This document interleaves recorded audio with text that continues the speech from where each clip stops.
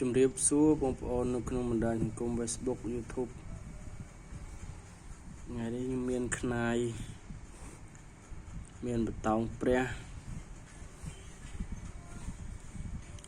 មកបង្ហាញលេងបងប្អូនការអបសុក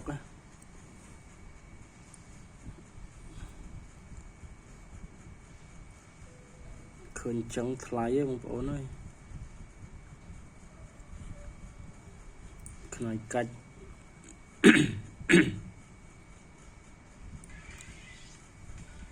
មិនកាច់សិនណាបងប្អូនចែកជូ$200បងប្អូនកាន់មកឡើងតិច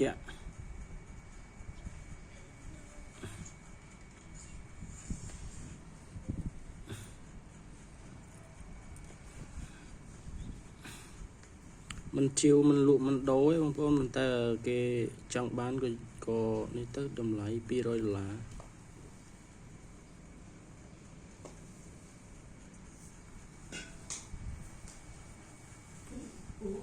តើបង្ហាញលេងបងប្អូន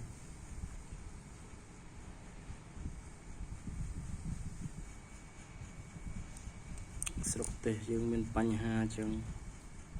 មានមួយដើមពីរដើមទៅវាសុគេហៅគុំសមយោបងប្អូន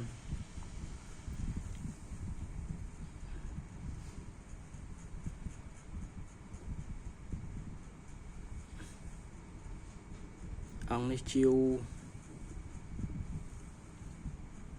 300000បងប្អូន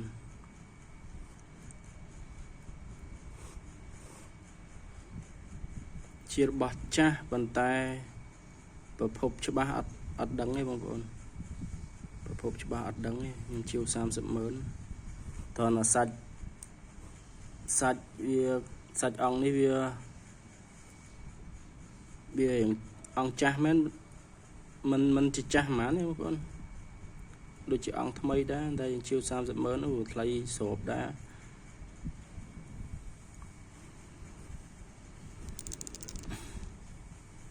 ព្រះខ្វាម$15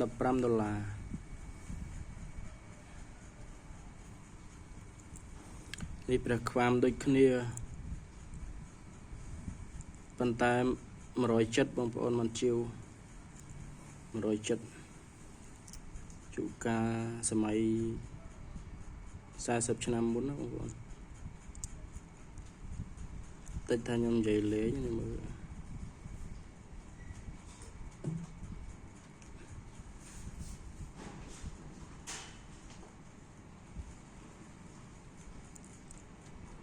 170ហ្នឹងទាំងអាឡ័យទៀតនេះ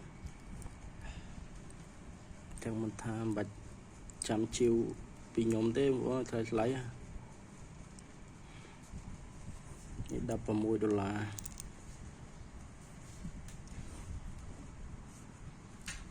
នេះ$16ដែរបងប្អូនខ្នាយខ្មែរ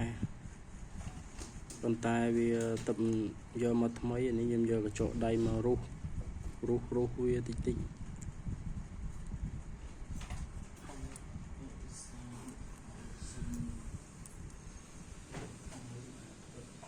របស់វប្រើបងប្អូនពីរនេះទុកប្រើប៉ុន្តែបើគេចែកជីវក៏ជីវទៅនេះ$60បងប្អូន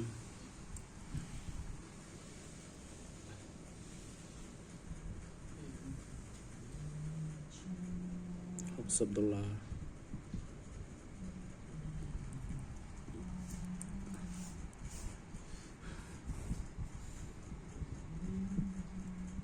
មួយដើមនេះខ្ញុំជាវ40រៀល